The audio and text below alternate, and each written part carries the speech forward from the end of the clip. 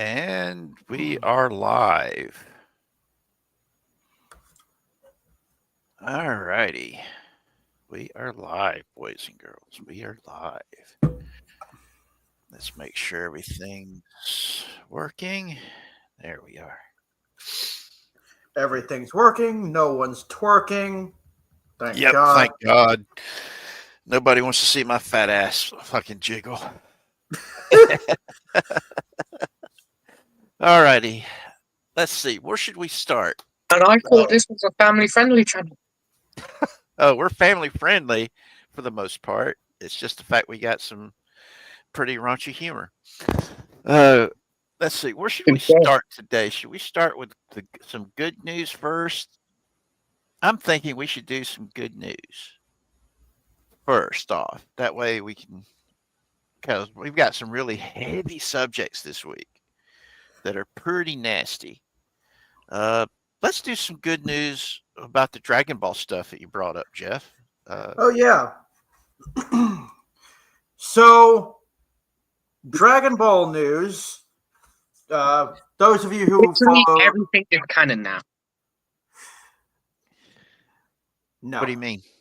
Everything Dragon Ball related is canon. Every Dragon Ball video game.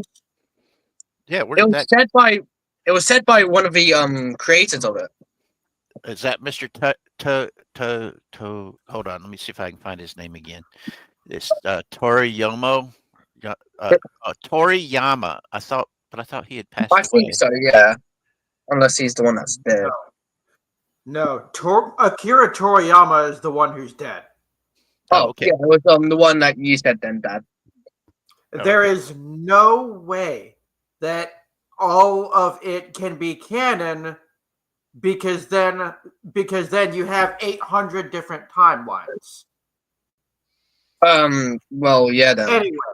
There's 800 timelines. Because I think I saw like a tweet saying that everything Dragon Ball related is canon. So now I'm seeing a bunch of memes everywhere about One Piece upscales on how Luffy can literally solo all of Naruto and Bleach because he's able to go up against Goku and hit Goku's base punches not doing anything. So, yeah. I'm going to need some proof there, buddy, before I start believing that. Yeah, I'll try to find it. Oh, shit. Anyway, so those of you who follow Dragon Ball Super know that after Akira Toriyama's passing, Dragon Ball Super went on a extended hiatus. A while back, it was announced that, let's see, what's the guy's name? Toyotaro. That was the other guy, right? Who took over after Akira Toriyama's passing, has announced that the next Dragon Ball Super arc is in fact coming. So it is the show. They're not letting it go bye-bye since the creators died. Correct. I kind of figured that because, I mean, I don't know that many people that would be willing to allow such a popular IP just to shut down. Yep. But I think I don't know which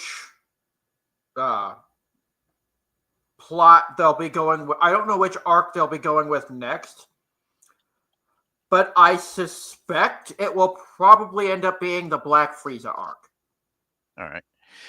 Zachary just sent me something so I could send it to you. This was the tweet that he was referring to. Let's see. About the everything from Google because I was in a rush. Oh, okay. Okay. No, this is something that you've apparently taken out of context. It says everything that is adapted from the original manga. Oh, so it's not the stuff being adapted from the cartoons and the video games. I'll keep looking then. Oh, okay, cool. So that does not include the if it's adapted from the original manga, because the original manga Toriyama worked on. Akira Toriyama worked on. He was also involved in the creation of the Dragon Ball and Dragon Ball Z anime, as well as Dragon Ball Super. He was not involved in Dragon Ball GT.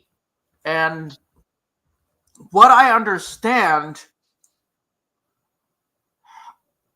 let's see, because in the manga, Dragon Ball extends from Dragon Ball Z, or from Dragon Ball, the original Dragon Ball with the young child Goku. Mm-hmm. That's the one I watched. That was the one the one I watched was when he was the little kid with the monkey tail. And that was the only one I ever watched. And but my favorite anime is Tenchi Muyo. Yeah, and it's got a buttload of different alternative universes, and I love all of them because I just think they're fun. Yeah, and that show is actually partially responsible for my love of multiverse theory. Yeah, it's one of those things that I'm more accepting of multiverse stuff because of my love of Tenchi. Yeah, and it's just really, I just think it's funny, and I still remember watching. A friend of mine got me it was right after DVDs was popular in the early aughts, and I was taking care of my grandparents, and he came over and set up his DVD player because he knew that I would be I was taking care of my grandma and granddad because of their health. Whenever we would go out to go do stuff, he's like, "You need to get out for a little while," and he would come pick me up, and we'd go do stuff. We'd go out to get something to eat, go to see a movie. I just saw something saying that everything is canon and it's just different timeline. Yeah, that's multiverse theory. So yeah, you were right on that about there being about there just being like insanely amounts of different timelines. But anyway,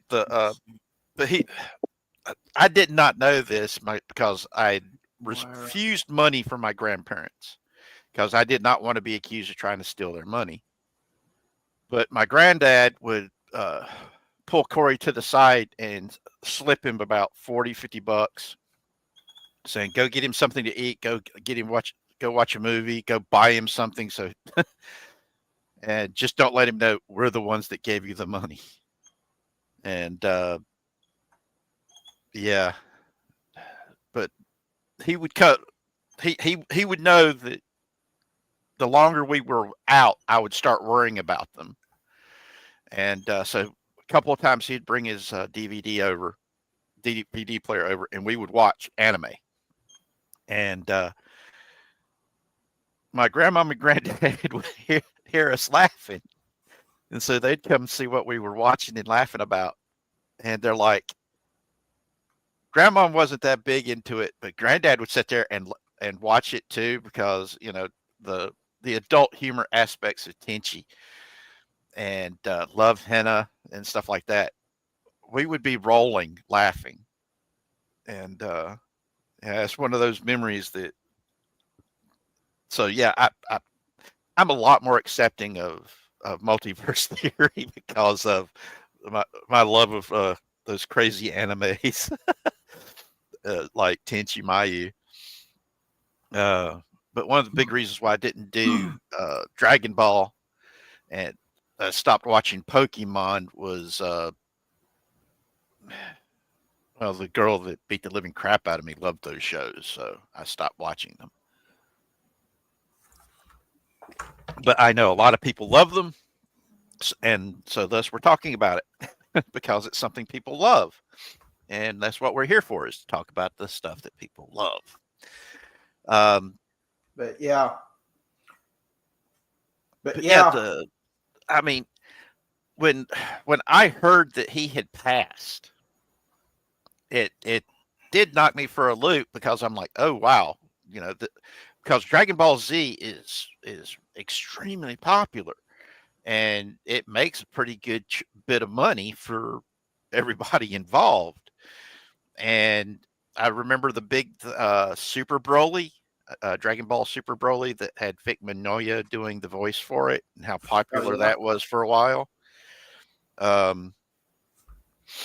That's the big hullabaloo about Vic caused me to look into it for a little while. But when I found out, no, it's not the little kid with the monkey tail no more, it was something entirely different, I was like, oh, okay, I'm going to keep moving. But like I said, I know a lot of people really like it. And but Dragon Ball Daima, I was incredibly skeptical about it first. Yeah. But then from what I've seen of it, it actually looks really good. Yeah. That's the one thing, that worried me when the guy that created it passed away, was because he took part in it and he cared about it enough that all the new stuff that was being made, he had his finger on it, and that's one of the reasons why I was like, okay, what's going to happen after he's gone? Because you know how it goes sometimes, Yeah. And I'm just hoping that nobody screws everything up. Okay, Shrubby says, I mean, Azikai Quartet is one that has proven how to do multiverse different anime mashups well. What's Isekai Quartet? I've never heard of it. I know isekai is a type of anime. Other than that, I have no idea. Yeah. You'll have to tell me all about that. Oh, isekai is when the main character starts off in one world, they die, and they get reincarnated in a different one. Oh, that's the one where the dudes usually save somebody's life and they get hit by a truck, and then they wake up. Not necessarily. It's just a guy dies and then end up in a different world. It could start like that, but not for most of them. Kind of like, so what was it? Was it Yu Yu Hakusho? I have no idea. One where the protagonist saves a kid's life, gets hit by a car, dies, and ends up becoming a demon hunter in the demon realm. Oh, that might be the one that I saw the beginning of. That's why I was thinking about it. But yeah, there's also a whole bunch of manga that I watch or read that has that aspect to it. But yeah, it's whenever the main creator is involved in it, it's like with One Piece. The creator of One Piece saw what happened when they Netflix did the Cowboy Bebop live action, and he did not want that happening. I mean, heck, the creator of Cowboy Bebop pretty much divorced himself from the live action because he made the mistake of allowing Netflix to have control over it more than he did. And we all saw how that turned out. I'm still surprised they didn't willow it. Man, it's fucked up whenever using the phrase willow it came into being. That, oh God, that still makes me cry. One of my favorite movies from childhood. One of Val Kilmer's Val Kilmer didn't make a bad movie, but Willow was one of those movies that when I was babysitting my sisters, I could put that movie on and they would shut up and sit down and watch it. And it wasn't animated. It wasn't Poochie. It wasn't Care Bears. It wasn't My Little Pony. It wasn't Lucky Luke. For the love of God, it wasn't Poochie. Oh God, Poochie. God, that one still messes me up. I still have. I don't know what's worse. Some of the stuff I saw while I was in the military, or having to sit and watch Poochie. Yeah. Which one is it? Yeah, watching Poochie. Yeah, that's the one that gives the worst nightmares. But anyway, then we've got us on our thing for today. We also have some info on uh, Subnautica 2 and developers opening up, talking about what's going on there. And we also have some good Nintendo news. Which would you rather talk about next? We talk about the Nintendo news next. Oh, cool. Their cinematic universe is coming about. Sweet. Yep. So, from what I read in the article, no actual details were given, but it's an established fact that Nintendo has announced the coming of a Legend of Zelda movie. Yeah. Oh yeah, I heard of that. As well as their next Super Mario movie title was leaked, Super Mario World. That was a good game. They confirmed that there is going to be a Nintendo Cinematic Universe. And this being Nintendo, though I don't like the business decisions they've been making console-wise, enough so to write a parody song about it. I'm actually genuinely excited because I remember watching the Super Mario movie, and that was really, really good. Yeah. Like Super Mario game. I was stunned when they said it was Chris Pratt that was going to be doing it. So was I. I wanted Charles Martinet to do it. Yeah, I would have. I thought that they would get the original voice actors to come in and do the voices. I think the original voice actor was in it, but as a cameo. Yeah, I think he played the dad. Charles Martinet was the original voice actor for Mario, Luigi, Wario, and Waluigi. He recently retired, though he still does the voices for like fans at cons and stuff like that. I think that might be why they didn't choose him. If he retired before they were doing the casting. Well, they also would have probably recast him if they were planning on. Well, since they did state that they were wanting to do their own cinematic universe with movies going down the road. Whenever you do stuff like that, you have to make sure that the people you're contracting are going to be there for the long haul. Yeah, that was one of the reasons why the early MCU was done the way it was done. The contracts that they set up for the actors and actresses that they got, the only. I mean, well, his contract probably only included video games anyway. That's true. But I thought he also did the cartoon. I don't think he was. Because the voice doesn't sound similar. You mean like the old 70s and 80s cartoons? I thought there was cartoons. If you don't back watch in the the Super 90s. Mario Brothers TV show, you're gonna turn into a Goomba. No, he didn't do. No, he didn't do those.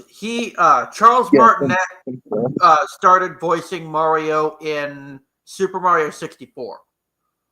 All right, I'm doing a quick Google. Oh, so if that is the case, then yeah, his contract was most likely 100% only for video games. Yeah, it was. Okay, it was Super Mario Brothers Super Show that started September. It ran from September to December of '89, and it was syndicated. But that was in '89. No wonder I didn't. But they had a whole bunch of other stuff that Nintendo did for the cartoons back then. But damn, I am old. Old. Let's see. Charles Martinet began voicing Mario in 1991. Yeah. Let's see. Wait, Shrubby says Lou Albino was the TV show, the live action one. Wasn't Lou Albino also the wrestler guy? Let me check. Cause if it's the same person I'm thinking of, I loved watching him. He was fun. Yes, he was the professional wrestler dude. He passed away in 2009. Yeah, Captain Lou. Yeah. The old Super Mario movie had, I think, John Leguizamo. Yes, he was in as Mario. Because he pitched a shit fit that Chris Pratt was the one doing the voice of Mario, and was bitching about that. And I'm like, I actually heard there was a petition out there to get John Leguizamo a apology for both Super Mario Brothers and Spawn. Hey, he did good in Spawn. I liked Spawn. Spawn was a pretty good movie. You know, people were upset with that he got the role of the demon that was supposed to be a little dwarf clown dude, and he was doing the whole role on his knees. And yeah. One of my favorite all-time actors is Gary Oldman, and he did that for an entire movie and a major part of the role as a as a little person, as a midget. They cast everybody else as actual midgets, but they had him going around walking on his knees with a pair of shoes on his knees. I'm sorry, guys. I'm laughing because it was just so. It's one of those movies that it was a rom-com where this guy is introducing normal sized dude is introducing his normal sized fiance and her family to his family and his twin brother, who are all little people. And it's one of the most widely it's a hated movie. But I think I'm watching it going, it's Gary Oldman, and Gary Oldman makes anything he's in awesome. I mean, the dude was able to portray Churchill. You know, I mean, and when he did Churchill, he was in full body prosthetics, man, and he looked and he sounded like Churchill, and I thought he was awesome in that role. Though one of my all-time favorite. Okay, I love him in Fifth Element. I loved in the Batman movies, of course, but I really loved him as Dracula in Bram Stoker's Dracula. He was chef's kiss in that movie. But yeah.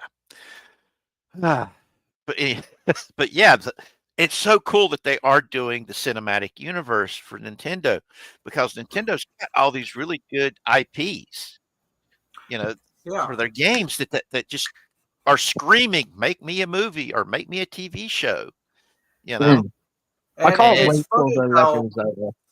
Yeah, and it's funny how back in the day, people heard the words video game movie and thought, oh God, this is gonna suck. Yeah. Then along came Sonic the Hedgehog. And of course, before that, there was Final Fantasy VII Advent Children, which also I'm told did pretty good. Well, but remember, Sonic the Hedgehog proved that video game movies could take liberties and do very, very well. Yeah, but you also had the fact that the people that made the Sonic the Hedgehog movie actually listened to people who were like, "Oh my God, that does not look like Sonic," and fixed Yes. it. And that shows the difference, with some of the people that are making movies today. They don't listen to what the fans are like going, that doesn't I look so good. honestly feel like it would be the funniest thing ever if they made that design on purpose to make people be like, "Oh my god, it's hideous!" To have like free promotion for it. That Because would how would work. they have changed the model and like done the whole movie again so quickly? You need to watch the Chippendale live action movie. Yeah. Mm. That was actually pretty cool because they Yeah. actually used the original version of Sonic in that. Yeah. That was Except, cute. except because of copyright constraints, Sega told them, "Yeah, you can use the model, but you have to call him Ugly Sonic." Like his name is literally Ugly Sonic in that movie. Yes. The Chippendale movie was so hilarious. It was good. I watched it with my girlfriend a couple of years ago. It was Oh amazing. my god, y'all go. But it's the only thing I didn't like what they did with Peter Pan. That was what really was messed up. Yeah, that threw me off. No, that was hilarious. But I like what they did with Peter Pan. It was funny. I mean, I get it. I mean, I get where he's coming from with his villain origin story. I understand, but it threw, like, it caught me so off guard that it unnerved me. Yep. And the fact that they did that was like, ugh. I mean, hey, it could be worse. He could have been like the actual folklore version of like the character. Yeah, we have that to be thankful for. Yeah, it is. That's what Shrubby just said. It's hilarious until you realize the parallel to the original voice actor for Peter Pan. It's disturbing to say the least. Yeah, that's what happened with the original voice actor. I don't want to talk about it just on air because I might get in trouble.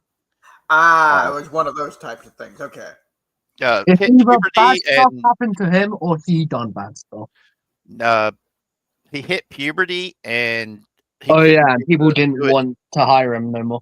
Yeah, he literally went through puberty and things went pretty bad. He was one of the first child actors that things really went to shit for. And like Shrubby says, he OD'd and died. Hollywood ate the kid up, and it was one of those.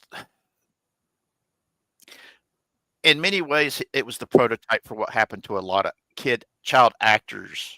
Yeah, with like the Coreys, and he was the reverse of the Jackie Coogan scenario.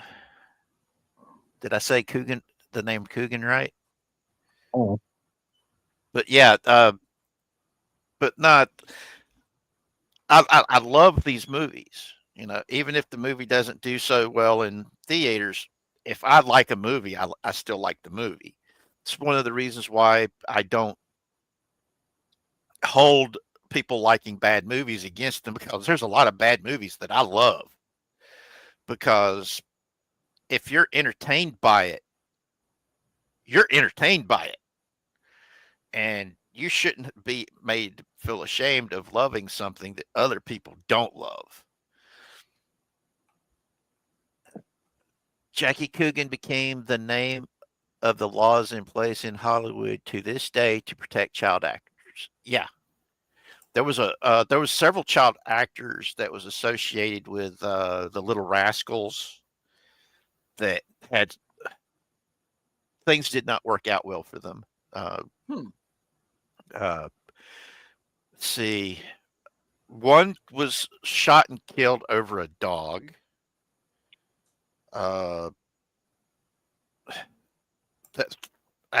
there is a documentary about it that talked about the Little Rascals, because Little Rascals was something I would watch with Granddad while we were getting ready for church.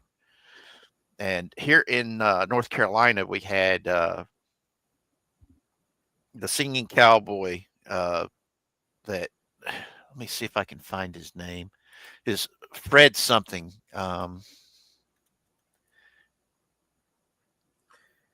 While he's looking for that, I'm looking at Charles Martinet's Wikipedia page. Charles Martinet's first video game appearance as Mario was in the CD version of Mario Teaches Typing. Mm-hmm. Oh. And Mario's Game Gallery. Most, it says, were exposed to his voice in Super Mario 64. But his first actual, like, he started voicing Mario at trade shows where people would walk up to a TV screen and basically talk to a floating Mario head. All right, Fred Kirby, the singing cowboy. Some of the songs that Fred Kirby did, our friend Tony Stark more than likely has heard and has probably sung. But yeah, he did a Sunday morning show on WBT showing the Little Rascals. And whenever we would be getting ready to go to church, whenever I was staying with my grandparents, me and my granddad, since we were boys, it didn't take that long to get ready, and we would sit and watch those shows, and it was pretty cool. But yeah, Fred Kirby was a friend of my my grandmother back when my grandmother still worked as a nurse, I think at Presbyterian Hospital. But yeah, it's the stuff that Hollywood's never been kind to child actors. In all honesty, they chew them up and spit them out, and then all the weird, crazy shit that's been going on, like with the P. Diddy and all them. Apparently, you got fucking weed. Well, with P. Diddy, I'm still stunned that he was found not guilty on a whole bunch of stuff, but the stuff he was found guilty on, if the other stuff didn't happen, he couldn't have been found guilty for it. It's to me, it's just insane the way they cut the baby. But yeah, that's what happens when you got all kinds of political and social and economic power. That's one of the reasons why, in all honesty, but you've got that kind of influence in a region, they should pull you out of that region's court system and stick you in a different region's court system. It's like with what happened in New York with Trump's suits, that we found him guilty on all these counts. And then when it went to the appeals process, the appeals people were looking at it going, that was a kangaroo court. You know, he was going to get convicted anyway just because of where he was at, and they threw it all out. If they were wanting to do it seriously, they would have moved it to a court where he would have gotten a fair trial and not a show court. That's just how I feel about stuff like that when it comes to political or public figures that are going through court. Let's see, what was his name? The pickle guy in the Nickelodeon shows that got caught doing kids. That's only what he was, a PDF file, you know. The pickle guy that did some really messed up stuff to, I think the guy's name was Drake from there was a TV show that him and this other kid did back in the day that was like really, really popular. And Silence on the Set is the documentary series that talks about a lot of this stuff, about what's gone on behind the scenes. And it is mind blowing. if I was a parent of a child actor, I would be on set with a shotgun going, "Are you looking at my kid's junk? I don't think you should be looking at my kid's junk," because of some of the crazy shit that was on in those documentaries. If you guys are listening in, go watch Quiet on Set. It's worth the price of admission of getting the streaming service. It is eye-opening and it's terrifying because it's like what happened with the Coreys. And they talk about this stuff, and they've got the kid. They're adults now, but they were kids then, talking about the stuff that they were put through. And then you had the parents that felt uncomfortable about it and tried to say something about it and ended up getting kicked off the sets. And the other parent who was supportive, quote unquote, supportive of this child's career, forcing the parent that was getting concerned about the undue influences being pushed out of their family. It's wow. It's one of those things that the subject matter can get you kicked off of YouTube for talking about it. And to me, that's messed up. It's one of the reasons why I'm actually looking at the possibility of setting up a Rumble channel just to be able to talk about some really hot button issues like this. Because you don't mess with kids with me. Because kids and animals, they don't have the ability to give consent. And that means you're supposed to protect them. True strength comes not from taking what you want. It's protecting others from some weak-willed individual trying to take their stuff away from them. That's true strength. But anywho, let's go ahead and move to it. Let's see, we already did Subnautica. Yeah. Okay. And then we did the Dragon Ball Z. And then we've been talking about the Nintendo Cinematic Universe. Subnautica we talked about before stream, but I don't think we talked about it in stream. Yes, so that's our next subject then. So it's Subnautica 2. Because that's when we talked about that before stream, trying to get everybody on the same page for what we were going to be talking about on today's show. Yeah, I'm of two minds on the story. So go ahead and tell us about it, Jeff. All right. So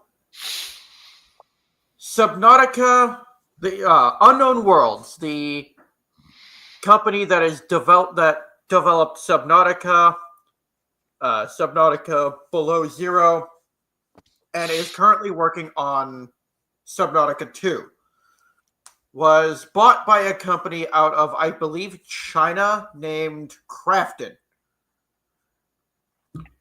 And Krafton, when they initially bought Unknown Worlds, said, hey, we're going to let you guys operate autonomously. We're going to let you do your thing. But from what I understand, I believe because the game development process wasn't moving as fast as they wanted, they released, or they fired the lead developer and programmer, the CEO, and one of the co-founders, and replaced. The new CEO is a industry veteran by the name of Steve Papoutsis, who is known for Dead Space 2 and 3, the Calypso Protocol, Baba Yaga, games like that.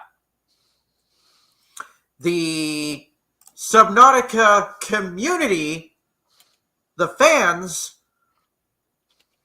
went completely nuts. And I've been following this since I first heard about it. But the fans went ballistic. Like, they started rioting. And Unknown Worlds came out with a letter basically saying, "Hey, please calm down. We've got this. Everything's under control. The game is still going on. Nothing is changing." And the only reason, and from what you said earlier, the only reason why they got replaced was the fact that the new owners didn't think that they were meeting goals fast enough. Correct. Now, I'm of two minds of it. The creative people behind it, usually whenever they get pulled off of a project, the creative spirit of a game or a product or of an intellectual property suffers for it because the original vision behind it's not there no more. Though there are those rare occasions where it can get better because somebody new coming in is able to make the stories better. It's kind of like what happened with Gene Roddenberry and the Next Generation. The first two seasons of the Next Generation floundered here and there. You know, it kept going because of the Star Trek name. But once Gene Roddenberry was no longer directly in control of it, and stories were able to be brought in that he didn't have, because he was exerting a whole lot of control over those first couple of seasons. You two behave. You behave. Yeah. Two little hooligans. But anyway, but yeah, that's my one concern about it. What they did was legal. I mean, big company buys little company, and little companies they tell the little company, we're going to leave you alone as long as you meet all your deadlines. And if you don't meet your deadlines, though, then we'll get involved. And the big company is basically saying, hey, you're not meeting your deadlines. We're getting a little antsy here. And then they decide to change things. You know, that's legal. Might not like it, but still. And then when the people that was let go opens up about it and says, hey, guys, calm down. It's okay. It's okay. That makes me feel a heck of a lot better. You know, it's good news that the game isn't being canceled, especially considering in the gaming news that we've had a whole bunch of games got canceled, you know, and thousands of people got told you don't have a job no more. So, you know, there is a little bit of silver lining to this story, that the game is still coming out. So yeah, there is that. I've never played Subnautica, but like I said earlier, you know, just because I haven't played it doesn't mean people don't love it. And it's popular enough to get a sequel, so yeah, it's got to be a good game. Have y'all played it? I have. I actually have the Subnautica and Subnautica Below Zero combo cart for the Switch. Yeah, what Shrubby said in the chat. If you have thalassophobia, it's gonna absolutely terrify you. What, being underwater? I think that's the fear of like big things in the water, or just the fear of being in water in general. Thalassophobia, I believe, is the fear of deep or massive bodies of water. And you were also in the Navy too, Bubba. I'm going to leave things right about there with that, because I was in the Navy too on an aircraft carrier. And I still remember the one time we actually was cruising along. It stopped. Let's do it. Great big still beach. And everybody's like, what's that? Oh, this is, and all the old hands are like going, oh, this is going to be fun. What's that? Why are all the Marines going out onto the catwalks with sniper rifles? Oh, those are our shark watches. Shark watches? Yep. Y'all are getting to go swimming in the ocean. Hell no. I ain't doing it. There's a lot of us who do it. There's sharks in those waters, man. Ain't happening. And then a couple of people looked at me and said, "You gonna go do it?" And I'm like, "No, I've already been in that ocean. I ain't doing it again. Ain't prudent. Ain't gonna do it. Ain't gonna do it." No, no, no, no. Getting blown off the flight deck. That's a memory that I oh no. Watching my brand new flight deck boots, look down at my feet. Two beautiful, brand spanking new, highly polished flight deck boots. And there's nothing underneath them except for water and a couple 100 feet. Yeah, buddy. And I waved. All the way to the water. As soon as I popped up in the water, I was just started waving at the ship as it was going by. And the man on the overboard watch goes, guys, there's a dude in the water waving at me. What should I do?" And somebody popped in and said, "Wave back." So they were waving back, and somebody actually took video of it, and there was a video of me the whole time as I'm falling off the flight deck waving. Because to me, it was all going in slow motion.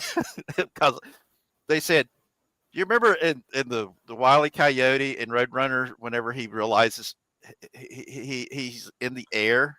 Yeah, but he's in midair right before gravity kicks in. Yes, they said, "That's what you look like." And I started waving. Because it's like the jet blast hit me and knocked me right off the side of the ship. And when I looked back up and realized what was going on, because I was watching the island move and I wasn't.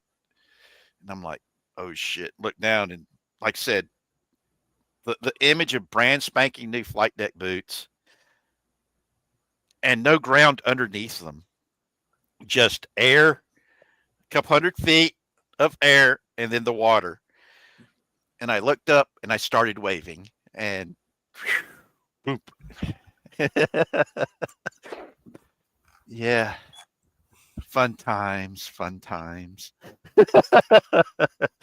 But yeah, it's what I've heard through the hull making noises and out in the black nothingness at 3 a.m. in the morning that really scares you, not the water. True. I remember doing man over. Bye. All right, you be good, son.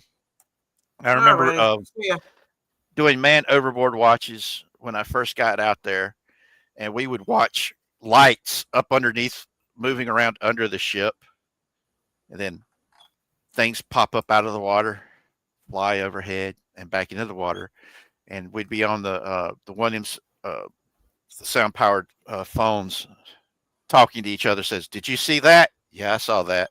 Then somebody would come on and says, "You didn't see shit." We're like, "Yeah, we did. I'm looking at it right now. It's just, is that little bastard mooning me?"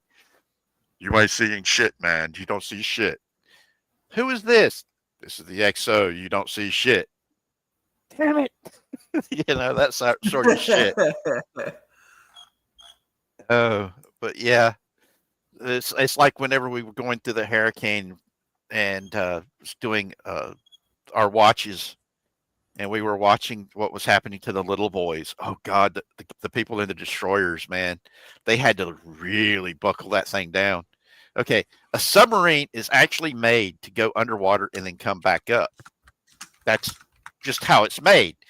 And we were watching destroyers as the waves are like picking it up, throwing it around, tossing it all over the place. And we're like, oh my God, that's not good. And then we watch a big, huge wave just like boop, and it's gone. And we're like, oh my God, that destroyer just disappeared. It's gone. And then one of the older guys comes up and says, just give it a second. Count for 5. 5, 4, 3, 2, 1. Boop, there it is. It's okay. Boop, it's going again. Just count to 5. Boop, there it is. It popped back up. They got all their hatches sealed, so they popped right back up. and I'm like going, oh God, I should never have joined the Navy. Oh God, I shouldn't have done it. I shouldn't have done it. I shouldn't have done it. And it was, oh God, that I am so great. I'm claustrophobic, so I am so grateful I joined the Navy. And it was on an aircraft carrier because, oh God, that was something else. But let me check some. Yep, here it is. There's a George Formby song going. It serves me right. I shouldn't have joined. So if you guys can look that up, it is a awesome song. Was it you or Shrubby that sent that to me a while back? I did, because I said that Tony could do that song. Tony could pull that off. And it fits for people that's been in the Navy. They know exactly what he's talking about, even though it was done during World War II. And the funny story behind that song is the War Board didn't want to run the song because they said it was anti-victory or some shit. Because there's a couple of his little ditty songs that he did in World War II movies that was filmed, as morale boosters that were cute like that. Let me see if I can go back and find that real quick. If you want, I can give you the link to it right now. I'm looking for it in the in our DM so I can hear it. I'm gonna post it in the. Yeah, I just posted it for everybody in the chat because it's a cute song. I loved it, and I've shared it with people. I'm like, yeah, this fits the Navy perfect because it's the ship's moving too much. It's just it ain't doing me so well. Yeah. And but yeah, I mean, God, those of us who've served, man, we end up developing a dark sense of humor, and we bust each other's balls, and we don't mean anything from it. It's just the way we are. Yep, when I'm cleaning windows. In the song, he's talking about all the little side gigs that he did that he was able to make money for, but he can't do it in the Navy. He just has to do it. Because I was doing side gigs all the time when I was in the service. And so, yeah, I totally got that. That's one of the reasons why I love that song. Bell Bottom George was the name of the movie. So if you guys want to go, you can actually watch it. It is on YouTube. Oh, time to move over to the more serious stories that we've got. The first one I'm going to do is the one that, while it pisses me off, it doesn't piss me off as much as the other story. And that's the attacks on Border Patrol and ICE facilities that happened. There was 2 of them. And for the longest while, I only thought there was one. Because when I heard the story, I just thought they were talking about the same story. And no, it was actually 2 separate locations at the same time of coordinated leftist attacks on Border Patrol and ICE facilities. And one of them, there was 3 people, a police officer and 2 Border Patrol agents that were shot. I don't know if they're still alive or if they were killed in those incidents. I don't know this because I've not looked, because I know that if I did, I will get so upset trying to talk about it that I will lose my shit and they will take me off of here. Because the next story we got after this is on that level to me because of the subject matter. This is yet more evidence that all these people trying to say, oh, the right wing are so violent. You don't see us doing this shit. You didn't see us doing the Summer of Love where we were launching they were launching fireworks at federal buildings there in Portland and Seattle. They were using laser pointers trying to permanently blind the people defending these federal buildings. Now they're doing this shit. But this isn't the first time they did it. I mean, about a year or two back, something similar had happened during Trump's first term, where some guy had a propane bomb and was going to blow up a facility. This stuff, guys, even if we don't agree on things politically, one thing we need to all agree on, this has got to stop. If you can't call out the violence coming from your side of the aisle, something's wrong with you. If somebody's calling for violence on your side of the aisle and you're not calling it out and saying this needs to stop, go look at yourself in the mirror, because you're the violent one. If you're not saying anything when your side of the aisle is doing this shit, you've got to take accountability and responsibility for what the people on your side of the aisle is doing. If you don't agree with it, you're supposed to say something about it and say, look, we got to stop calling for violence. We're dividing everything. We're screwing this stuff up. I'm 55 years old, guys. I've got over 50 years of memories of this stuff going on. Every time a Republican got in any type of power, our democracy's at threat. The Nazis are taking over. The fascists are taking over. The authoritarians are taking over. Every time a Republican ran for office, that is what they have said. The only difference is back when I was younger, people knew it was just empty political rhetoric. But now they don't teach children how to think. They're teaching them what to think, not how to think. So they're believing the propaganda. I'm old enough to remember when I was a kid, they were saying a new ice age is coming. A new ice age is going to be here in less than 10 years. I don't know about you, but I don't see no glaciers in my front yard. After that, it then became acid rain. And we only had the acid rain fears for a couple of years. Then it became global warming. And then they changed it to climate change.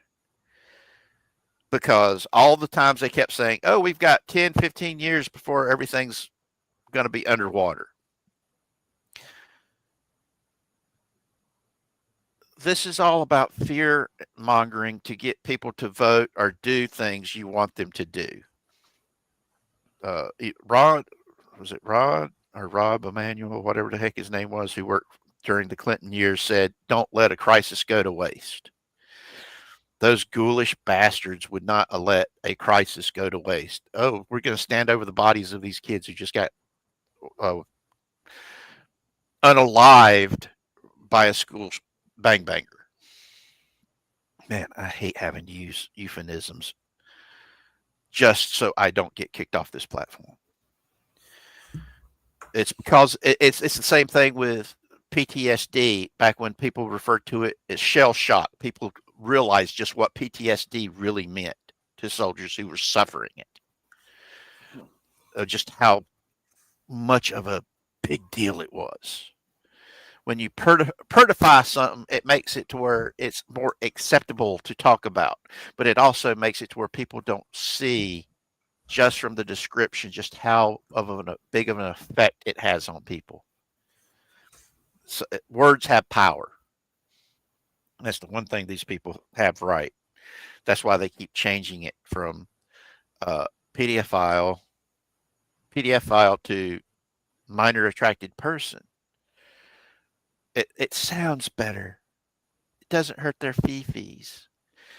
Completely ignoring the fact that it doesn't change the fact of what they do to kids will be propagated to the next generation, because a lot of children who go through that horror end up repeating it.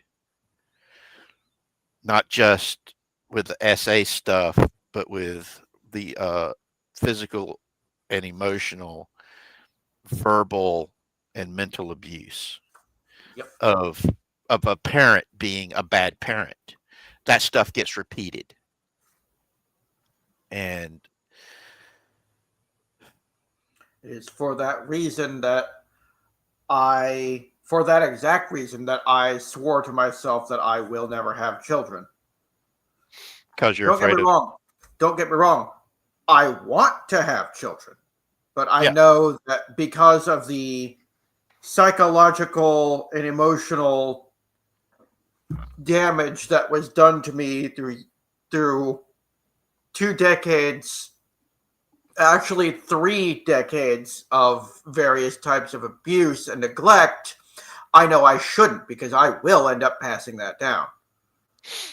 No, if you know that you'll pass it down and you do everything in your power not to pass it down, you won't. My father was really standoffish with me, and y'all know why. That's why in my family, anytime they say the name John fucking Kerry, it's John fucking Kerry.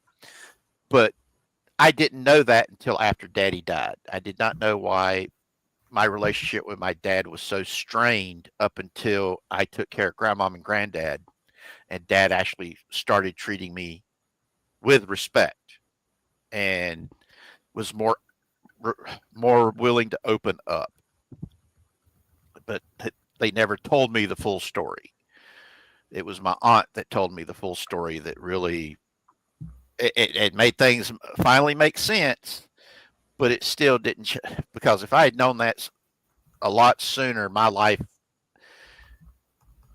wouldn't have been as bad as it was. I would not have, for a long period in my time, hate my father, because I did. I thought the man hated me and loathed me. And then when I found out, no, he loved you. It's just the fact of what happened. And yeah, it just really sucked. But I purposely went out of my way with all of my interactions with children and my own children to be the type of father I wanted to have. And I did not hold back telling my children I loved them. I didn't hold back giving them hugs, kisses, playing with them, spending time with them. I mean, whenever we would go for our walks, I would be pushing Jack, the older, in his stroller, and then I would have Zachary in the carrier pressed up against my chest. And there were times when I'd be carrying Jack on my back and Zachary on my chest.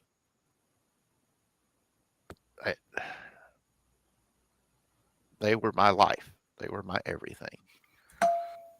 They're the reason why I made a broken body walk again, was to get home to them. Get down, cat. Behave, you little hooligan. But you can make sure that it doesn't get passed on, but unfortunately most people, they don't realize that, and they don't fight that. But there are a lot that do. I had a friend of mine that he suffered the effects of a long-term SA relationship with a relative, and he went out of his way to make sure nothing like that ever would be coming from him. He's a lot like me in the fact that that's where his kindness and compassion came from. Was he was a victim, and he never wants to see anybody else be victimized. And So yeah, there is that. So put it in God's hands and let God put things where it needs to be, brother. Yeah. And then that moves on into some of the ghoulish insanity of the responses to the flash floods there in Texas. Yeah. And I have a lot to say about this one myself. Well, not a lot, but I have some things words, to say. yeah. Because this one might actually get us in trouble. Because the first person that I heard with this outrageousness, she was a flipping pediatrician that worked at Bluefish Pediatrics. And from when I was watching it from when it first started, I'm like, she said, what? Oh, the place where she worked said that they put her on leave. Then the next time I signed back in, it was, oh, she no longer works here. And then find out that this woman's was making these types of statements in post for 7 years. And I'm sorry, somebody that political is going to be talking like that all the time.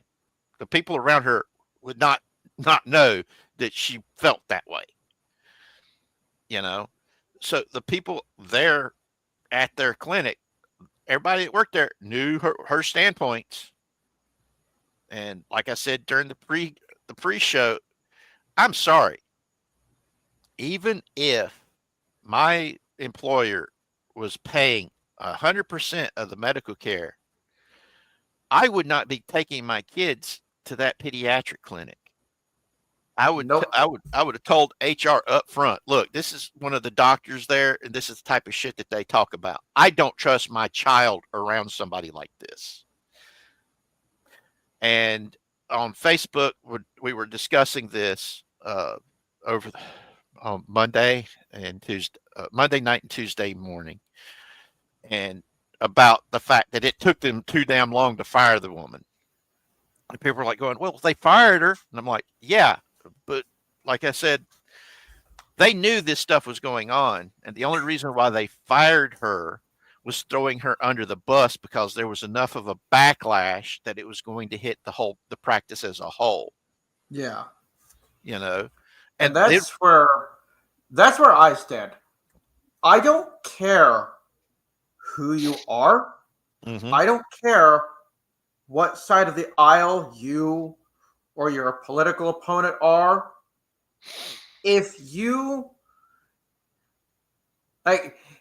something happens, if you wish to breathe a sigh of relief, that's one thing. Mm-hmm. But just like with the whole Tenacious D thing, after all that happened with the it's wishing that the sniper hadn't missed. Yeah. If for someone to take their politics so seriously that they have to jump for joy and shout and cheer, yay, yay, he's dead, he's dead. Those types of people are insane, psychotic, and should be locked up in an asylum. Because I still remember, I know when it came to Hitler, when he was, people were celebrating, not because Hitler was dead, but because that meant the war was over. And when Osama bin Laden, they announced it, we got him, he's dead. I breathed a sigh of relief and said, finally. But I wasn't running around jumping up and down and screaming, yeah, yeah, woo. You know, because anytime somebody dies, that's somebody's husband, that's somebody's father, that's somebody's son or daughter, wife, mother. Doesn't there was a documentary I watched about the children of Nazi officials. And these they're adults. They were adults when they were being interviewed, and they all said the same thing, that at the time their parent was so loving and affectionate and everything that the hardest part for them was coming to terms with the evil shit that the parent that they loved did, and they had a hard time with it, because it's like the evil shit that they did just was something that they couldn't believe, because that was not their encounters with their parent. Yeah. And so I look at it this way: when I'm a big supporter of the death penalty, because I am a humane person, and I believe the death penalty is a hell of a lot more humane than sticking somebody in a tiny little cell for the rest of their natural life. I'm also claustrophobic, so that does go into that. Yeah. I think, because if you would not tie up a dog and keep them in a tiny little cage, why should you do that to a human being? That's how I look at it. And I know I'm not alone. My sister, we talk about this all the time, because she's a big animal lover. Heck, she gets upset whenever in the middle of the summer when it's super hot and there's dogs sitting out in the sun on a chain. She gets really upset. And it just really gets to me. But as I was saying, they fired her because of the splashback that they were getting for having her employed there. And there were people that took their kids to that place that knew of her and did not like taking their kids to see her. That the clinic knew about the way she was, but they didn't do anything for 7 years. They're like, I used to go there until and encountered her and all the stuff. And then when we reported it, they didn't do shit about it. Yeah. That tells me that establishment believes the exact same way she does. Yes. And like I said, they threw her under the bus to try to save themselves. And I hope big time that it doesn't save them. I know that sounds bad, that people are going to lose their jobs, but when you are a medical professional, especially a medical professional that takes care of children, and you got somebody there that has been saying this type of stuff and taking pleasure in the deaths of children, no, you don't deserve a job in the medical care industry. Being in the medical care industry, the person brought to you, it does not matter who they are hurt. You're supposed to treat them. That's what the Hippocratic Oath is all about. You're not supposed to. In her case, it would be Hippocratic Oath. Yes, that's because she was a hypocrite. But the Hippocratic Oath, I mean,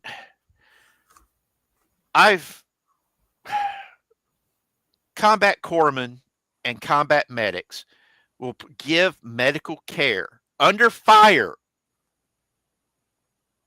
to their enemies who were just trying to kill them moments before. I know this because I lived it. All right. If you're expected to do that, it should not be a problem of seeing the humanity in the other side.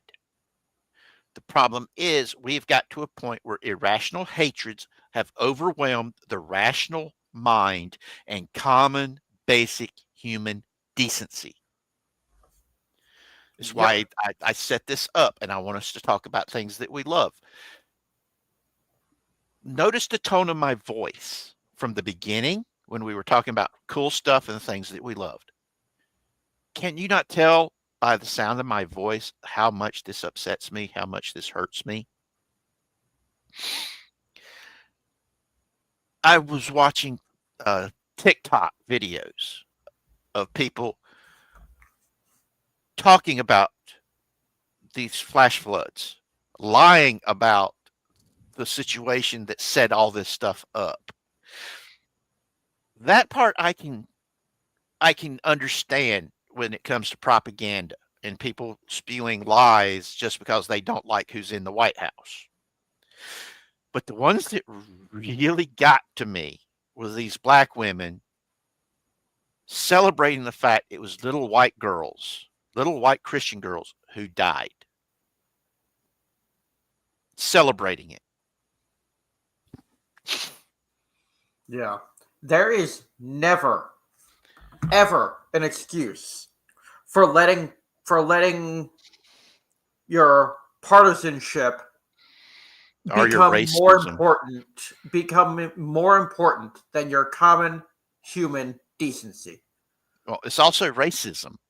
Yep. Because one of these women, one of the people whose videos I watch, it's a black gentleman, said that he went through this woman's TikTok and she was calling all MAGA racist. And kind of like the Wonderfield Games guy who was referring to Trump supporters as Trumpsies. You know, the mashing together Trump and Nazi. Well, to this woman, anybody that was MAGA and white is a racist. And the guy was like going, this is just the tip of the iceberg of some of the stuff this woman says. And she was going off on the fact that the only reason why people are upset was the fact that the people affected were white, completely ignoring the fact that location of flipping Texas, there's a lot of people who aren't white there that got affected by it. And I'm like, it's an irrational hatred. Racism is an irrational hatred. The problem is we've got into a situation where, depending on the color of your skin and who it is that you're aiming your hate at, people are actually able to say, oh, their skin is dark and they hate people whose skin is light. They can't be racist. I'm sorry. If you can change the name of the group that you hate to black and it comes off as racist, if you just change the whole word white, evil, blah, blah, blah, blah, to black, evil, blah, blah, blah, and it comes out as being a racist statement, guess what? Doesn't matter what the descriptor is. It's still a racist, irrational hatred of that's making you the bad guy. Yep. Racism is racism is racism. It will always be wrong. It doesn't matter who it's directed at. It will always be wrong, period. Yes. It's like I keep using the same analogy. What's the difference between a pile of shit, a bag of shit, and a box of shit? The only difference in those three things is the container. Shit is still shit. Period. End of story. Racism is the same way. Hate is the same damn thing. It doesn't matter the container that holds it. It's still hate. And it needs to, like I said, hate is irrational. Especially in these type of situations. And that irrational hatred will affect your mind and affect the decisions you make. Because a rational person wouldn't be saying this type of stuff in public, much less think it. And it's messed up. It just is plain messed up. And there's no other way of putting it. because it's just insane to me that you've got people that does this stuff and they think they're the good guys. They really do. They think, oh, I'm righteous in this.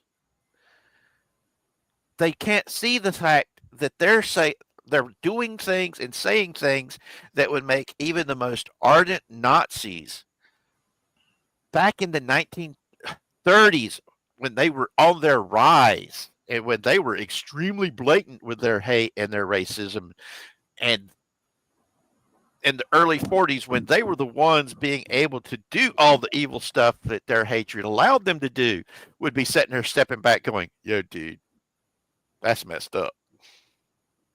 And I'm talking about some of the war crimes that those sons of bitches did.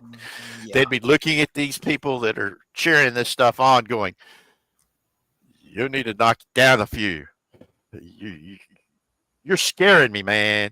You're scaring me. Like the enthusiasm, but you're scaring me. You know, it's one of those. Even a dialect from Doctor Who would be like going, "Yeah, man, that's a little extreme." And these are the dudes that are running around screaming, "Exterminate! Exterminate! Exterminate!" Yeah, Daleks, of all the fictional species, Daleks have to be the most radically prejudiced. Yeah, they don't even like themselves. Yeah. And but yeah, I mean, it's insanity, you know, and that's the only way I can look at it. Is it's irrational hatred is a form of insanity. That's about the only way to really look at it. To refer to the woke mind virus, it's just a form of hatred, because a lot of it is centered on hatred, of hating somebody who's not like you. And it's insane. Up until Obama came into office, for a brief period, shining period of time, race wasn't a big issue in the United States anymore. Who were the big musicians? Who were the big sports stars? Who was the big actors and actresses that we were looking up to? The most popular TV shows. You had Fresh Prince of Bel-Air, Family Matters. You had let's see, it was Urkel was Family Matters, Fresh Prince of Bel-Air. What was the other one? You had the Cosby Show. Yeah, the Jeffersons. Yeah, but that the Jeffersons, though, they actually played up the racist stuff, because Jefferson was supposed to be a racist. Because it was a spinoff of Archie Bunker, and yeah, All in the Family. It was a spinoff of All in the Family, and it was Different Strokes was really popular back then. All these shows, these were big names, musicians. Michael Jordan, "Be like Mike." How many people remember that catchphrase? Yeah. We had got to a point to where we weren't looking at what color a person's skin was. We really wasn't even looking at what gender somebody was, even though we had the "anything you can do, I can do better" commercials. But that was tongue-in-cheek competition stuff, not trying to divide. You know, it's like Michael Jackson is not Michael Jackson, but Michael Jordan was so fond of saying, "Republicans buy sneakers too."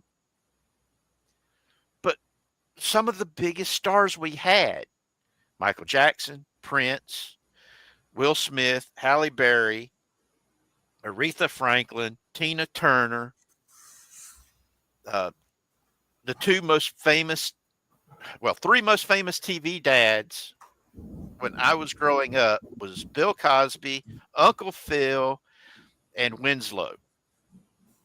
Notice anything about that? Yep. And we can't forget Eddie Murphy. Eddie Murphy. I still love watching his old stuff. Oh, yeah. Especially Raw. Raw was so flipping hilarious, him running around in that tight leather outfit, talk about how he can't go to San Francisco because they'd be coming after him. Yeah. One of my personal favorites of his was the Nutty Professor movies. Yes, those were cute. Those were hilarious. B.A. Baracus, Mr. T. Mr. T had a whole. I mean, he even had his own serial and cartoon shows. Yep. I mean, and it's ironic. The guy who campaigned, "We're going to heal the divide." What did he do? He ended up dividing us. I mean, I got involved in the Tea Party, the taxed enough already people. When that first came out, it was right after I got crippled. I'm sitting in my apartment by myself, still 90% of the time in a wheelchair. And I started getting involved in local politics and Tea Party activities. I was coordinating stuff. Guess who every time he was turning around was being called before reviews for his VA disability, and having to get the church that I was going to, which ironically enough was a predominantly black church, who would drive me the 2.5 hours to go for each of those medical appointments. That, oh, thank God they're going to increase my disability when I get there, finding out, oh no, we're here to see if we can take your disability away from you. And do you know what that's like? The only money that's keeping a roof over your head and keep feeding you, they're trying to take it away from you because you were getting involved in politics, and the current regime in the White House was like, oh, I don't like that. We're going to use everything we've got. They used the VA against me, used the IRS against me, and everything else. And so, yeah. Yeah. It's like how Scott Cawthon, the creator of the Five Nights at Freddy's franchise, he ended up getting canceled because he supported Trump. Yeah. People got canceled for quote unquote supporting Trump just because somebody thought they supported Trump. And it's insane. It once upon a time, you could have people of differing political opinions sit around a gaming table and still have a great time sharing beer, pretzels, and pizza while playing Dungeons and Dragons. And we would accept anybody into the safe spaces that we built to be able to celebrate our geekery, just because it's like, hey, this person's interested. I don't care you like sleeping with other dudes, or don't look at me like that, dude. I love you, but not that way, or whatever, I don't care you don't believe in God. Just don't force it on me. I'm not trying to force mine on you. We agreed to disagree. We tolerated each other. These new people that have come in are forcing all us old guard out. The grown-ards. Oh, you can't be here no more. You don't think like us. And they try to push us out of the fandoms that we created. They push us out of our safe spaces that we built while we were getting the living crap kicked out of us a lot of times. Yep. Because geek stuff back then wasn't celebrated like it is today. Heck, a lot of these people are tourists. They're just into it because it's popular. It's like if you ask some of these people that are in the Star Trek these new Star Trek fans that came in because of Discovery and Lower Decks, questions about the original series or the early seasons of the Next Generation, they just look at you like they don't know what the hell you're talking about. And ditto with Star Wars and Doctor Who. I mean, a lot of the people that liked all this new, the Jodie Whittaker and Shitty Gatwa Doctor might have known a little bit about David Tennant and Matt Smith and Peter Capaldi, but they didn't know jack about the classic stuff. And I mean, it's insane. You know, they literally are tourists. There's a guy on here on YouTube. It's ironic. The dude's from like I think Sweden, but he sounds like he's from the UK. Archcast or something like that. Yeah. Who used to talk about Warhammer, and now he talks about current events and political stuff all the time. And they went nuts whenever he was talking to Tex from Black Pants Legion. Yeah, Arch Warhammer. He had to take Warhammer out of his name because Swedish. But yeah, he had a Tex from Black Pants Legion and Tex Talks BattleTech had a conversation with him on a live stream, and Tex is a really kind, compassionate dude who loves BattleTech. Whenever people keep sending him money on Patreon and stuff like that, the majority of the money that they send him, he gives it to raises money for various charities. Because the one thing he has told us about his personal life is that he works as a dispatcher, a 911 operator. And so that type of a job is super stressful. And you've got to be compassionate for that type of a job. And but yeah, they went after him. The lunatics in the tourist fandom aspect of it went after him. And oh God, it was bad. And Tex, he talks about, because of the stress of his real life job, he's got depression issues. And that just really slowed the roll, because they used to do Tex Talks BattleTech videos every couple of months. Now we're lucky if we're getting one every year, once a year. And it really, really sucks, because I love watching his stuff because it was high quality stuff. And yeah, it just, like I said, irrational hatred, overwhelming rational minds, and common human decency. And this whole thing of don't talk to people, don't talk to the people that don't agree with you. And I've posted it before, and I've talked about he was a blues singer who was able, just talking to members of the Ku Klux Klan, got them to abandon not just the Ku Klux Klan, but their entire racist ideology. And he's got a house full of the robes that they gave him as gifts after they left the Klan.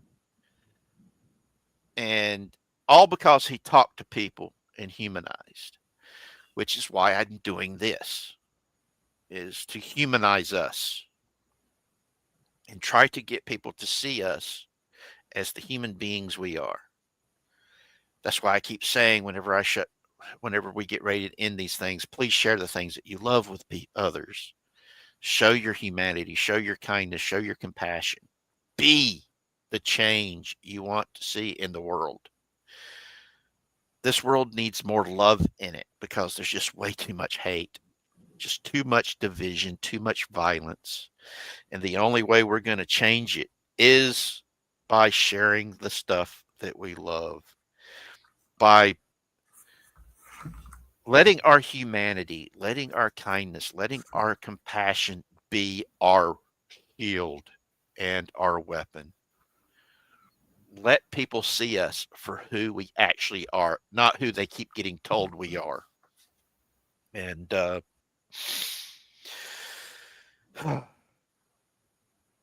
let's close out on a positive note. Let's see, something that we can talk about that's positive. I've heard from people that have seen the new Superman movie that it's not uber woke and it's actually pretty good. I haven't seen it yet. I'm not going to hold my breath, but I do have hope that it is going to be good. Yeah, I was actually looking at X a little bit ago, and I seen that Doomcock made a post basically saying that people were praising it. I haven't seen his latest video yet, Yeah, but I'm going to after the stream.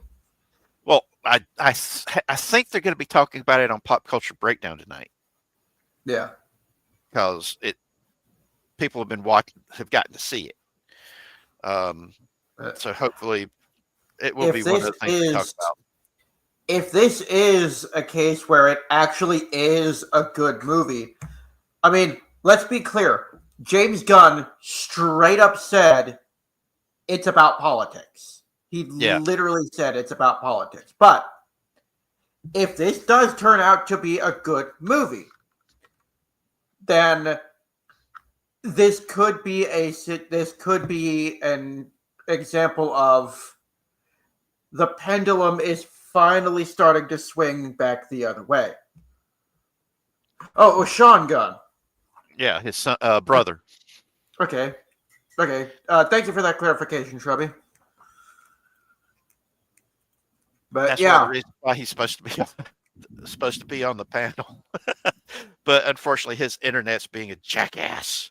Yeah. No, James Gunn himself, he said some stuff in the past that I'm a little iffy about. You know, the PDF jokes that he was making just really rubbed me wrong in the bad way. But anywho, yeah, if this look at Star Trek, original Star Trek. Yeah, it was progressive minded, forward thinking, but they told a good story. They weren't taking a sledgehammer and hitting you over the head with it. Yeah. If you can tell good stories like that, I'll watch them. Heck, I liked Fern Gully, even though it was kind of messed up. And the funny thing is that they don't need to make a live action version of Fern Gully. That's already happened with Avatar, man. Right. And but yeah, I mean, Avatar was a good movie. Yes, it was. I enjoyed it. But it like I said, it's the equivalent of Fern Gully, because I saw Fern Gully the weekend it was released at the movie theater that they built at Military Circle, right outside of. They did a real big. The Navy Exchange built a shopping center right off NOB Norfolk, right in 91, 92. And it was a huge shopping area. So much so that even those of us that were assigned to NAS Oceania would hop the bus to go there. And it was big movie theaters, one of the biggest ones I'd been to since the Cannes Film Festival. Heck, I still remember going to the Cannes Film Festival and Mickey Rourke movie with the hot blonde chick was the one that we were watching. Unfortunately, it was in French, but the important parts didn't matter what language it's in. You still got to see hot naked chick, butt naked. It was awesome. And anyway, a couple of the guys, when we went to go see it, said, yeah, it was a good movie. They just didn't like the fact it was pretty much propaganda being aimed at kids. And I agreed with that, yeah. But still, it was a fun movie. And the biggest reason why I went to go see it was the voice actors that was in it.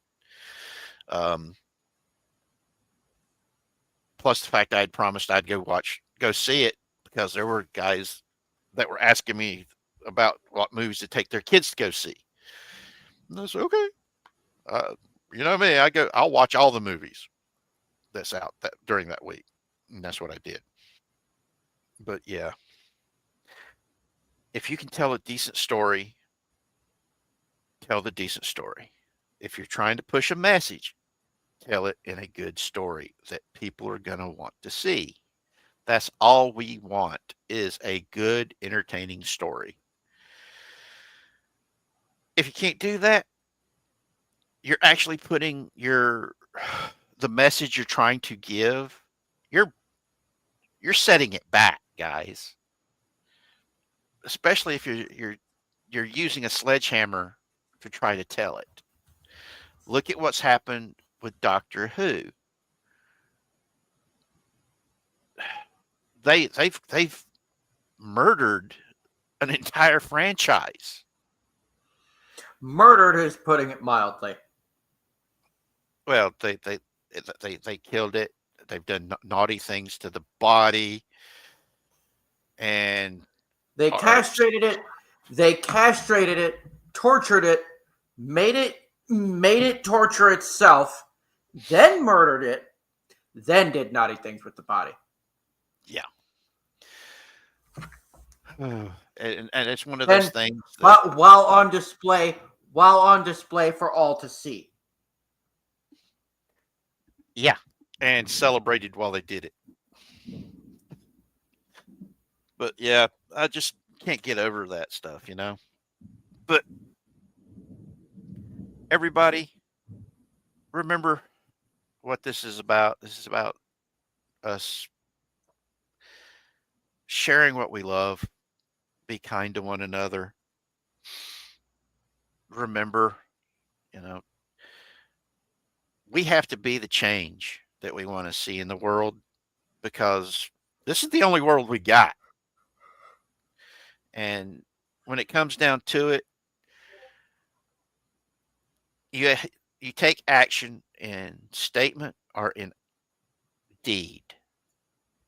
And I truly believe that whenever somebody's doing something bad, when they're calling for violence and things of this nature, and you don't say something about it because, oh, they're on my side, guess what? You're enabling that bad behavior. You're enabling the violence that they are bringing about into the world. We've got to get back to a little bit of civility. We've got to get back to remembering tolerance is a two-way street. We've got to remember we're all human. Because when you don't remember these things, that's when the extremes take over. That's when people like the little funny mustache man takes over countries. And if you keep saying this person is funny mustache man nonstop, no matter what, it's like the little boy that cried wolf. Nobody's going to listen no more. Why do you think used to be me being somebody calling me a racist really pissed me off and made me want to beat the living crap out of them. And now I just roll my eyes and go, yeah, okay, keep with the lies, because now it's moved from Nazi to and fascist, completely destroying it. That whenever somebody does have those ideologies, nobody's listening anymore. And they're going to get to come to power because nobody's going to believe it whenever it actually is happening. We need to get back to a point in life where we stop this insanity. Stop taking victory laps whenever some horrible natural disaster happens, and we celebrate it because, oh, that means my political opponents or people that voted for somebody I don't like just died. We got to celebrate it. That's what bad guys and villains do, guys. Yep. And it upsets me and it disgusts me because a lot of these people that are writing the stories nowadays, they're celebrating the villains. They're trying to make the villains into the good guys and the good guys into the villains. I mean, the whole Hydra Cat thing really kind of puts that into perspective now, don't it? I just, it's something that we've gotten away from the inspiring and inspirational stories that made us want to be better than ourselves. Now they're pushing mediocrity as being something great. It's why I don't like Mary Sue type stuff where Ray started out awesome. She just didn't know she was awesome. She didn't really have to achieve anything. She just had to understand she was the greatest that ever was and accept that about herself. Completely got rid of the whole hero's journey. I mean, look at Luke Skywalker. When he got started, he was a whiny crybaby. Yep. And then he became someone greater that inspired people because, unlike everybody else, he was the only one who believed his father could be redeemed. And in the end, what did he do? He redeemed his father, brought him back from the dark side, which is one of the reasons why I think so many of these progressive leftists hate Luke Skywalker so much, because they don't believe in their heart of hearts in redemption. But those of us who are Christians, we believe in redemption. A lot of times we don't feel we deserve the redemption that we get. Oh, I know I don't. I know I don't. Why do you think when I said when I died, I expected to wake up in a very, very hot place? And I was surprised when I didn't. And because I didn't think I deserved to be in the nice place that I woke up. And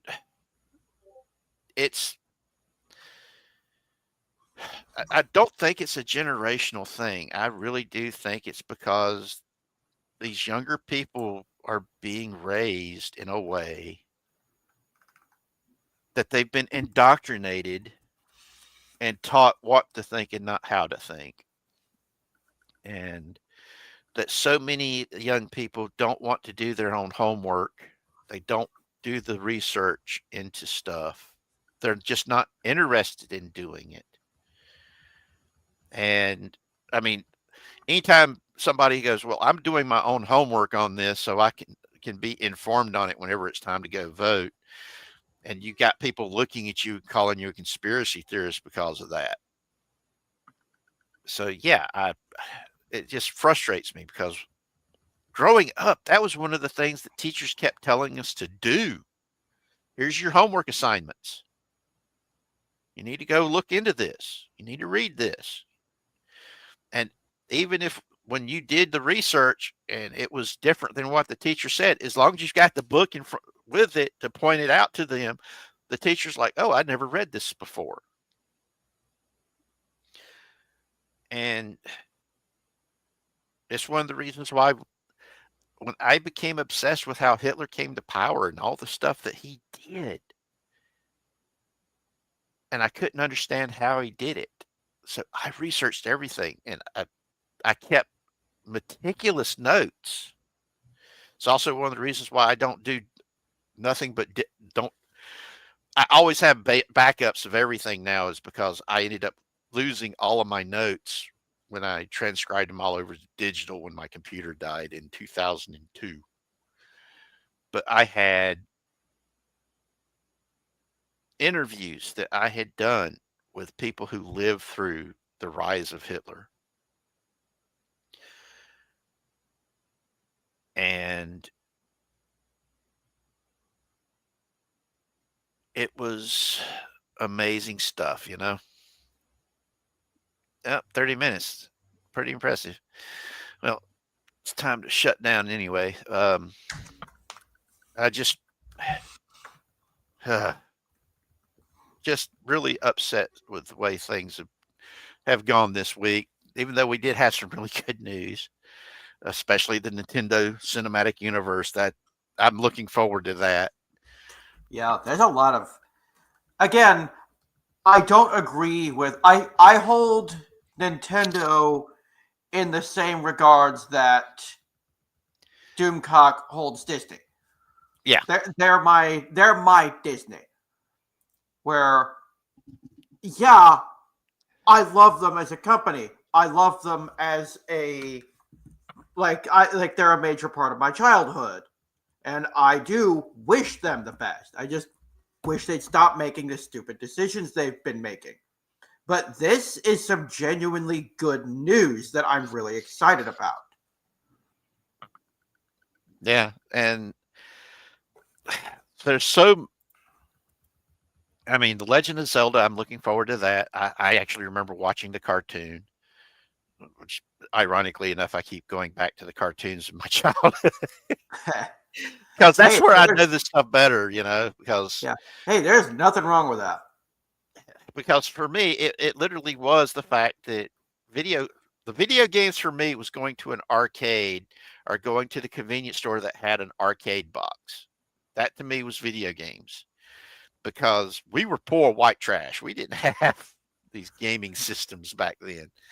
In fact, when I got out of the Navy and came home and was watching mom and everybody playing a video game of Sonic the Hedgehog, and mom's like sitting there, yeah, and then dad's doing the racing game and stuff of this nature. I'm like going, holy shit, where did that come from? And Laura Jane said that mom and dad got it as a gift for us. I was like, damn, okay. And then when I realized she didn't mean just for her and Becca, I meant for all of Laura Jane's little friends who pretty much moved in with us at the time. Because I mean, I'm not kidding. There was like 12 kids staying at our house because a lot of Laura Jane's friends, her friends' families were not traditional families, So we had. That's why I keep saying, family is built on a foundation of love more than it is blood.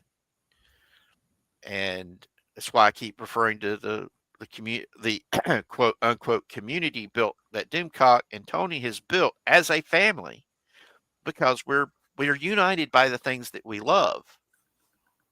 And I still remember it took Doomcock a while to realize what it was I was saying. And then when he finally started agreeing with me that we were a family, it's why whenever I do speak up in the chats during his shows, he refers to me as the great Richard Spake, because I keep stressing the fact that we love each other, and that is what makes us a family. We care about each other. Whenever one of us is sick, we pray for them, we care for them. All because we love each other. Yep. And we need more of that in this world. And let's talk about the things we love, everybody. If you guys get ideas of topics you guys want to throw up and talk about, send them to me. That's why I've got the Discord set up. If you guys ever want to just do a live stream talking about something you love, hit me up on the Discord. We will do a live stream talking about whatever subject you want to do. I refer to it at Let's Talk About, and then whatever the subject is going to be. And we'll do live streams that way. Anybody that wants to come on here and talk, the chair is always ready. I want us to share the things that we love more than the things that upset us. Because when we talk about the stuff that we love, we come together. When we talk about the stuff that makes us mad, some people will come, other people will leave. It's better to talk about what we all love than it is to talk about what we are upset with. So let's think about that. anything you guys want to talk about, let me know. And any subjects, anything like that, I'm trying to get Shrubby and Tony to talk to me about Warhammer 40K and teach me about it, because I don't know that much about it except for that hot chick in the Russian hat and the sword, the chainsaw sword that's really hot. That's all I know about Warhammer 40K is hot chick with a sword that looks like that pretty much describes the whole game. I mean, she looks like a dummy mommy, and I'm like going, yeah, baby, that's a MILF with a sword. That makes me want to ask the question: does she spank me, or do I get to spank her? Oh God. Oh, or do we take turns? That's the question. That's the question. Oh, come on, man. We gotta laugh. We've got to have a good laugh, especially with all the heavy stuff we had this week. But yes, everybody, I love you guys. Just keep the faith. Keep trying to be the change that will make this world a better place. Stand up to oppression. Stand up to people calling for violence. But do it in a way that emphasizes your humanity, emphasizes your kindness and your compassion. We have to do something. And the only way we're going to change things is to get people to start seeing each other as human again. To see the things that we all love, be it a sports team or a particular type of sports. I mean, there's people out there that completely love football, and they can like have teams that they loathe, but yet they'll sit next to each other in a bar and go, "Yeah, this is an awesome game." We need to get back to that, guys. We need to get back to that, and let's just share the love some more, man, and be the change we want, and grow up and get our heads out of our asses and see the world for what it is. There's a lot more good in this world than there is bad. We just have to see it and hold it up, amplify it, and get people to care again and love again. So be good, everybody. And know I love you. And always remember, no matter how dark it gets, you're not alone. You are loved. Oh, wait, I just forgot something. Jeff, tell people about your channel. Well, I have been on break for the last week. Yeah, you're still having the technical difficulties, right? No, it was I was taking a break due to a dear friend of mine had passed away. Ah, yes. I thought it was a combination of the two. No, Shrubby's the one who's having the microphone issues, isn't he? Yeah. Yeah, Shrubby's the one who's having the technical difficulties right now. Yeah. But I have a lot of things planned. I recently installed a few emulators. I have a PS1 emulator and a Nintendo 64 emulator. Mm-hmm. The Nintendo 64 emulator I'm still trying to get working. But I need to get a controller for both that I can plug into my computer, because I can't play on a keyboard very well. I have to be holding a controller. A controller is more fluent for me. Yeah. Especially on games like some of the ones I plan on playing, where they kind of require the use of a controller because of two joysticks and stuff like that. Ah, cool. But most of what I want to do, I am held back by technical or software, either hardware or software related constraints. But I am going to continue with what I am doing. I have a few series I need to wrap up. I am in the process of working on a script for a prototype project. Well, prototype in quotes of a video that I'm wanting to do. That's sweet. There's a few people I need to talk to, a couple interviews I need to do, but I have something in the works there. But it's going to be one thing at a time, and eventually, hopefully, I'll be able to kick things into high gear. Sweet. Well, I hope everybody had fun. We will hopefully do another live stream again this week, because we are trying to put stuff together for some pickup games for the role-playing stuff, since most of the Star Wars players are doing all kinds of stuff right now. So hopefully we'll be able to get back to doing our Living Force campaign as well. Things have just been kind of hectic for everybody. So share what you love, everybody. Never forget you're not alone. No matter how dark it gets, no matter how depressed you get, you're not alone. You are loved. And you will be horribly missed if you don't show up. So never forget that. You're loved. And we'll see you guys next time. Bye now.